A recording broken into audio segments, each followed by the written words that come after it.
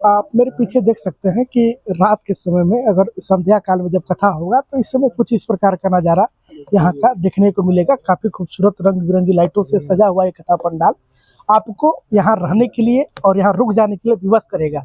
और यही नहीं, आपको मैं और भी दिखा दूँ चीज़ें कि यहाँ जो कथा जो पंडाल बना है, यहाँ स्वामी जी बैठ करके अपने भक्तों को और यहाँ अपने जो श्रद्धालु हैं उनको कथा श्रवण कराने का भी काम करेंगे।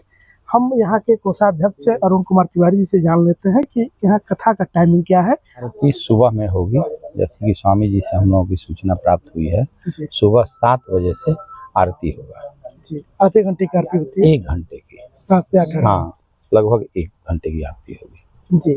और वही अगर बात करें कथा की तो कथा शाम में होगी 5 बजे से 6 बजे तक 1 घंटे की कथा होगी। 5 से 6 शाम में।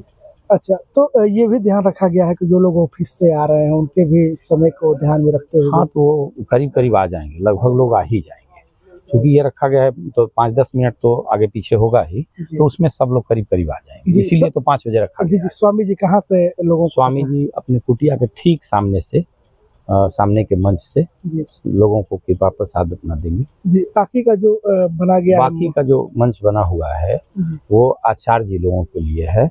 भिन्न आचार्य जी लोग आएंगे तो उस पर अपना बैठ करके कथा करेंगे जी। इसे टोटल कितना एरिया होगा कथा पंडाल की? अगर हम कथा पंडाल के एरिया लगभग 400 फीट है, लगभग 400 फीट, जहाँ से स्वामी जी का है बीच में है तो वो 400 फीट का लगभग है, और चौड़ाई 160 फीट है। लगभग कितने लोगों को बैठने की क्षमता है? ये 25-30 हजार आदमी बैठेंगे एक बार? हाँ, एक बार में बैठेंगे। तो यहाँ प्रसाद और ये सब सारी चीजें? हाँ, प्रसाद का वितरण होगा। जिस समय आरती होगी उस समय प्रसाद का वितरण होगा, शाम में भी प्रसाद का वितरण होगा कथा के समय में। आपके वॉलंटियर लगे हुए हैं? हाँ, कार्यकर्ता लगे हुए हैं, स्वामी जी के निर्देशानुसार आदेशानुसार लगे हुए हैं। ये कथा 11 से ही स्टार्ट है? हाँ, कल एकादशी का दिन है तो कल से ही कथा का प्रारंभ होगा, आरती और कथा का प्रारंभ होगा। तो दोस्तों, आप लोग सुने कि इन्होंने स्पष्ट तौर पर कहा है कि कथा 11 तारीख से स्टार्ट होना है और 11 से चल करके ये लगातार 4 महीने तक ये चतुर्मास यज्ञ जो है होना है। और वही अक्टूबर के महीने में जो है वो आपको लास्ट लक्ष्मी नारायण यज्ञ होने के तत्पश्चात इसको विश्राम दिया जाएगा। कैमूर का अब तक का सबसे बड़ा यज्ञ, जी हाँ, मैं आपको बताने जा रहा हूँ, जो श्री लक्ष्मी प्रपन्न जीयर स्वामी जी महाराज के सानिध्य में होने जा रहा है चतुर्मास यज्ञ, जिसको लेकर के तैयारियां काफी जोरों से हैं।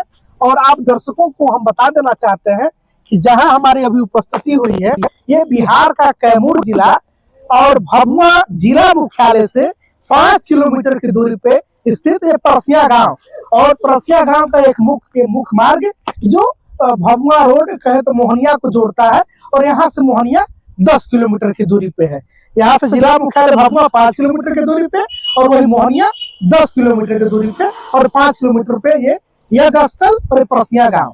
आप दर्शकों को हम बताना चाहेंगे कि और वहां तक ले जाएंगे जहां आपकी नजरें खोज रही है, क्योंकि हमने पिछली बार भी कई सारे ग्राउंड रिपोर्ट आपको दिखाए थे, इसकी तैयारियां को लेकर के दिखाए थे। भभुआ की तरफ से और मोहनिया की तरफ से आ रही जो गाड़ी है वो काफी तेजी से आ रही है। अगर यज्ञ स्थल पे तो काफी भीड़ होने की प्रबल संभावना है। यहाँ अगल बगल से ही नहीं बल्कि अगल बगल के राज्यों से भी यहाँ लोग आने वाले हैं, जैसी की सूचना है। तो जाहिर सी बात है कि काफी हुजूम होगा, काफी भीड़ होगी। इसको देखते हुए ये मांग है कि यहाँ जो है आपको जिगजैग ब्रेकर और लाइट युक्त और वहाँ सिंबल के साथ, क्योंकि जब सिंबल नहीं होगा तो ब्रेकर अगर दे दिया जाएगा तो अचानक से कई गाड़ियां दुर्घटनाग्रस्त भी हो सकती है, क्योंकि इस पे जानकारी नहीं हुआ होगा कि क्या ब्रेकर है। तो ये ब्रेकर भी देना है तो जिगजैग ब्रेकर देना है और साथ में सिंबल के साथ देना है, ताकि दूर से आ रही गाड़ी को मालूम चल जाए कि 50-100 मीटर के बाद क्या ब्रेकर है या फिर ब्रेकर भी है, तो वहाँ पे उस प्रकार की पट्टी लगी हो जिससे कि जानकारी हो सके रेड कलर की। तो ये मोहनिया की तरफ से आने वाली गाड़ी के लिए भी यहाँ ब्रेकर होना चाहिए और भभुआ से आने वाली गाड़ी के लिए भी ब्रेकर होना चाहिए। हम लोगों का भाग्य नहीं है, ये सौभाग्य की बात है, और हम लोगों की तो जीवन धन्य हो गई। अपने जीवन में अभी तक का सबसे मैं बड़ा यज्ञ देख रहा हूँ, और ये यज्ञ कहाँ हो रहा है? मेरे गांव में हो रहा है। मैं खुद परसिया से तो देखते ही मन को शांति मिल जाती है, प्रसन्नता जागृत होती है। जी, कहाँ से आ रही हैं आप? ऐसे तो हम लोग ग्राम प्रसिया से आ रहे हैं, जी। बट मैं यहाँ नहीं रहती हूँ, मैं तो रहती हूँ दिल्ली में, लेकिन अच्छा। वर्तमान में मैं वहीं पे हूँ। अच्छा, जब जाने की यहाँ यज्ञ हो रहा है तब आप आए? हाँ, सुनकर ही आई हूँ, मैं दिल्ली से आई हूँ मैं। अच्छा, यज्ञ सुनने के लिए। हाँ, अच्छा, और आप कहाँ से हैं? मैं यहीं से हूँ, मेरा गांव यहीं है परसिया। हाँ। मैं अपने ससुराल से मायके में आई हूँ। अच्छा, क्या लग रहा है, इतना बड़ा यज्ञ हो रहा है? अच्छा लग रहा है, और मतलब परसिया का सौभाग्य है कि इतना बड़ा यज्ञ, वो भी चतुर्मास यज्ञ हो रहा है यहाँ पे। दर्शकों, आप हमारे पीछे ये प्रवचन कथा पंडाल देख रहे हैं। यही कथा पंडाल में बैठ करके स्वामी जी अपने शिष्यों को और कहें तो नारायण भक्तों को यहाँ प्रवचन सुनाने का काम करेंगे। और आप देख सकते हैं कि ये कितना बृहद और कितना विशाल वाटर प्रूफ पंडाल बन करके तैयार हुआ है।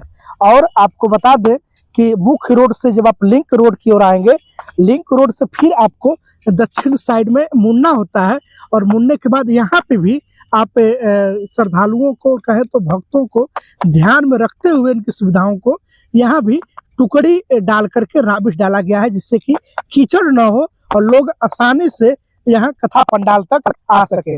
और आप दर्शकों को हम बता दें कि इधर भी आप देख सकते हैं, ये पूरा एरिया लिया गया है, पूरे एरिया को बैरिकेडिंग किया गया है। और उसके जो आप रेड कलर का जो आप देख रहे हैं बिल्डिंग और जो बाउंड्री, वो जेल है। आपको भभुआ परसिया जेल है ये, और यहाँ कैदी रहते हैं।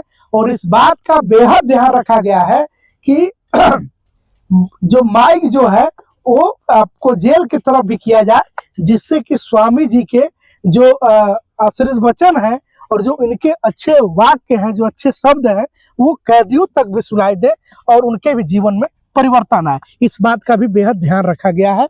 और आप देख सकते हैं कि यहाँ माइक और चोंगा लगा दिए गए हैं, और साथ ही साथ में और भी तैयारियां जो है चल रही है।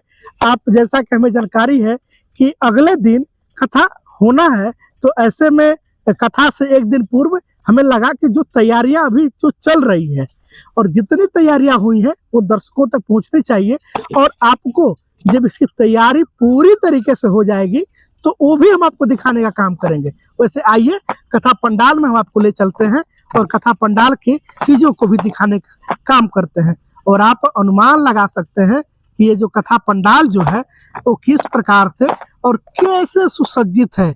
और आप देख सकते हैं कि ये ऊपर का नजारा जो है कितना ही सुंदर, आपको अलग अलग रंगों से इसके ऊपर वाले स्थान को कवर कर दिया गया है। ऊपर जो इसका फर्श जो है इसको किस प्रकार से ढका गया है, ये काफी खूबसूरत दिख रहा है। और यहाँ आप देख सकते हैं कि रेड कलर के पर्दे से बैरिकेडिंग कर दिया गया है। ऐसा कहा जा रहा है, ऐसा बताया गया है कि एक तरफ से जेंट्स और एक तरफ महिलाओं को कथा पंडाल में रहने की और कथा सुनने की व्यवस्थाएं की गई है। और प्रसाद वितरण हेतु आप देख सकते हैं कि प्रसाद वितरण हेतु यहाँ जगह जगह पे जगह दिया गया है, जिससे कि आप इस पार से उस पार आ जा सके। और ये काफी उनकी सुरक्षा के दृष्टिगत ये काफी इस चीजों का भी ध्यान दिया गया है। और ये हरे कलर की मैट जिसपे बैठ करके जो यहाँ श्रद्धालु है, जो कथा श्रवण करने के लिए आए हुए भक्त है, वो कथा को श्रवण करेंगे। और आप देख सकते हैं कि बांस बल्ली में भी जिस प्रकार से इसकी सुंदरता को ध्यान रखते हुए काफी इस रेड कपड़े से इसको सजाया गया है। रेड कपड़े से, येलो कपड़े से, व्हाइट कपड़ों से, विभिन्न कलर के कपड़ों से इसको सजाया गया है और ये इसकी खूबसूरती को और बढ़ा रहा है। तो यही नहीं, कथा पंडाल में जब आप आएंगे तो कहा जाता है कि शांत मन होना बहुत जरूरी है। तो यहाँ शांति तो आपको मिलेगी ही, लेकिन जब ये व्यवस्थाओं से जब आप जुड़ते हैं तो व्यवस्थाओं को देख करके आपका मन और भी यहाँ आने के लिए बार बार लालायित होगा। और हमारी जो कदम जो है वो लगातार आगे बढ़ रहे हैं और हमारे कदम वहां तक जाएंगे जहां से स्वामी जी का साक्षात दर्शन हो पाएगा। और आगे से लेकर के पीछे तक जब लोग बैठेंगे और जब स्वामी जी वहां सामने अपने आसन पे जब विराजमान होंगे तो उस समय लोग उनका दर्शन करके अपने आप को धन्य महसूस करेंगे और उनके कथा को अपने मन में, अपने विचार में उतार करके और इसको और भी अपने आप को कृतार्थ महसूस करेंगे। तो आप देख सकते हैं कि किस प्रकार से हम अब यहाँ लास्ट ये जो जगह है यहाँ बैरिकेटिंग कर दिया गया है, और बैरिकेटिंग भी देखिए किस प्रकार से, कितना सुंदर ये बांस के जो है वो फराठे से इसको कलर करके और रंग बिरंगे कलरों से इसको सजाया गया है। और आप दर्शक स्वामी जी के इस खबर को भी शेयर करने का काम करेंगे, ताकि दूर दूर जहाँ स्वामी जी के भक्त हैं वो उनको जानकारी हो पावे, और वो भी इस कथा को हम प्रयास करेंगे कि लाइव भी चलाने का। और अगर हमारी उपस्थिति समय पर होती है तो हम इसको वंदे भारत समाचार के फेसबुक पेज से लाइव भी करने का काम करेंगे।